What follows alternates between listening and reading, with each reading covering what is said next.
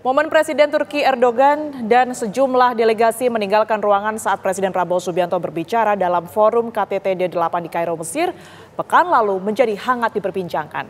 Kementerian Luar Negeri pun merespon bahwa sesuai kebiasaan yang berlaku di forum internasional, setiap delegasi berhak menentukan kapan ketua delegasinya duduk di kursi delegasi atau meninggalkan ruangan. Lantas, benarkah hal tersebut lazim dilakukan saat ada kepala negara lain yang tengah berbicara? Kita akan membahasnya pemirsa bersama dengan pakar hukum internasional Universitas Jenderal Ahmad Yani, Profesor Hikmahanto Juwana. Selamat petang, Prof. Hik. Selamat petang, Prof. Hik. Selamat petang. Ya, selamat petang, Tiara. Oke, langsung saja, Prof. Hik, kalau kita melihat adanya Presiden Erdogan yang keluar ruangan saat forum internasional di mana Presiden Prabowo Subianto tengah berpidato, apakah ini merupakan suatu hal yang lazim atau seperti apa, Prof. Hik melihatnya? Saya melihat bahwa ini bukan sesuatu yang spektakuler ya, apalagi diinterpretasi sebagai walkout dari Presiden Erdogan. Kenapa? Ada 3 hal. Pertama adalah pada waktu Presiden Erdogan bangkit dan kemudian menuju keluar, berada di belakang Pak Prabowo, Presiden kita. Pada saat itu Bapak Presiden baru saja memulai pidatonya. Jadi masih belum ada bicara tentang substansi. Jadi kalau misalnya tidak bicara tentang substansi, lalu untuk apa sebenarnya? Yang kedua, bahwa yang berdiri itu tidak diikuti oleh banyak delegasi. Memang kita lihat ada Pak Presiden Erdogan berdiri, lalu kemudian orang yang di sebelah Pak Prabowo mungkin menyalami beliau, lalu kemudian disambut oleh mungkin staf dari Presiden Erdogan. Jadi sama sekali tidak mengindikasikan bahwa ini suatu walkout. Terlebih lagi yang nomor 3 itu, dalam pidato Bapak Presiden, itu saya amati tidak ada cerita tentang adanya pertentangan di mana Indonesia mengambil suatu posisi tertentu.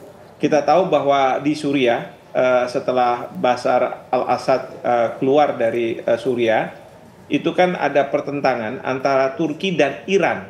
Ya, Turki dan Iran. Karena Bashar al-Assad mendapat dukungan dari Iran, sementara Turki masuk karena ingin mendorong pemberontak untuk bisa menguasai kepemimpinan dari Suriah. Nah, kalau dalam konteks seperti itu dibicarakan oleh Pak Prabowo dan Pak Prabowo mungkin ya berpihak kepada Iran, ya pantas kalau misalnya Presiden Erdogan akan keluar. Tetapi dalam pidato dari Bapak Presiden tidak ada sama sekali indikasi yang mengarah ke sana. Justru Pak Presiden mengatakan bahwa rakyat negara-negara Muslim harus bersatu untuk membantu Palestina. Ya, kalau misalnya kita semua bertentangan satu dengan dan yang lainnya sehingga terjadi pelemahan terhadap diri kita sendiri, bagaimana kita bisa membantu Palestina. Nah, ini yang disampaikan oleh beliau. Seperti itu. Baik, artinya memang apa yang dilakukan oleh Presiden Erdogan ini lazim tanpa adanya makna tertentu yang bisa diartikan dari pihaknya untuk meninggalkan ruangan tersebut. Begitu, Prof. Hik? Betul sekali, ya. Oke, Prof. Hik, kalau kita melihat juga, Prof. Hik, ini kan yang disampaikan oleh Presiden Prabowo Subianto adalah soal perdamaian negara Muslim untuk kemerdekaan Palestina. Dengan apa yang disampaikan oleh Presiden Prabowo Subianto di forum internasional ini, apakah artinya Presiden Prabowo Subianto ingin memberikan pesan bahwa Indonesia ingin menjadi katalisator yang dapat mempersatukan konflik di Timur Tengah, salah satunya soal Palestina? Pesan itu ingin disampaikan, Prof. Hik, atau seperti apa? Ya, ini sebenarnya seruan, ya, pesan berupa seruan agar kita negara-negara Muslim untuk mau bersama-sama kompak ya dalam menghadapi permasalahan yang ada di Gaza, terutama terhadap perlindungan dari rakyat Palestina. Karena mungkin Bapak Presiden tahu juga bahwa terkait dengan Palestina merdeka, ini ada 2 pandangan. Satu pandangan yang mengatakan Palestina bisa merdeka di samping Israel yang merdeka. Jadi two-state solution, termasuk Indonesia masuk dalam kategori ini. Tetapi ada negara Islam, khususnya Iran, yang menghendaki agar Palestina merdeka itu tanpa kehadiran dari Israel. Jadi Israel harus keluar dari tanah Palestina. Dan ini yang menjadi pertentangan. Bahkan di Palestina sendiri itu ada Hamas dan Fatah. Fatah yang setuju dengan two-state solution, sementara Hamas yang tidak menghendaki adanya Israel ketika Palestina merdeka. Nah, mereka pun keberadaannya di dua tempat yang relatif berbeda. Satu di tepi barat, yang satunya lagi adalah di Gaza.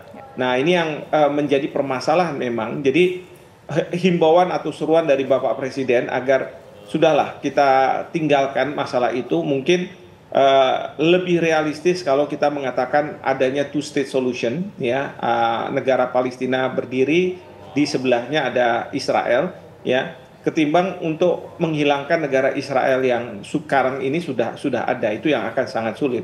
Mungkin himbauan seperti itu yang Bapak Presiden ingin sampaikan, sehingga kita bisa benar-benar membantu rakyat Palestina. Yang terpenting itu adalah bukan ego dari para pemimpin atau kepentingan politik dari para pemimpin, tetapi yang kita harus lihat adalah rakyat Palestina.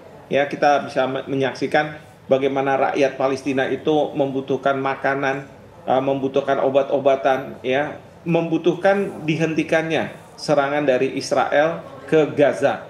Nah, ini yang dibutuhkan oleh rakyat Palestina, dan kita tahu bahwa Israel tidak akan menghentikan serangan itu dan bahkan melakukan genosida, mengarah kepada genosida, untuk memastikan agar tidak ada serangan dari Gaza ke Israel. Karena menurut Israel mungkin pejuang-pejuang sekarang Hamas masih melakukan serangan ke Israel, dan dia ingin menghilangkan pejuang-pejuang itu, termasuk juga anak-anak kecil yang suatu hari nanti bisa menjadi pejuang, bahkan perempuan yang bisa melahirkan para pejuang-pejuang ini, untuk memastikan bahwa tidak akan ada lagi serangan dari Gaza ke Israel. Nah, inilah yang mungkin himbauan dari Presiden kita, agar kita realistis. Kita realistis melihat fakta di lapangan, di mana rakyat Palestina yang menjadi korban dari semua ini, dan kita harus bantu mereka, dan kita harus berpihak pada mereka. Karena beliau juga mengatakan hak asasi manusia yang selama ini didengung-dengungkan, bahkan diceramahkan oleh negara-negara barat kepada negara-negara berkembang termasuk ke Indonesia, adalah bukan berpihak pada kita, itu berpihak pada negara-negara barat. Jadi mulai dari sekarang stop, kita sudah tidak perlu lagi dengar ceramah-ceramah dari negara-negara seperti Amerika Serikat, Inggris, dan lain sebagainya. Kalau kita bicara hak asasi manusia, kita paling tahu hak asasi manusia di negara-negara Indonesia maupun negara-negara Islam. Artinya kemerdekaan Palestina menjadi harapan kita bersama. Semoga ini juga bisa segera terrealisasi, bermula dari apa yang disampaikan oleh Presiden Prabowo Subianto. Ya, betul sekali. Terima kasih sekali lagi Prof. Hikmahanto Juwana telah memberikan perspektifnya bersama kami di Kabar Petang. Sehat selalu, Prof.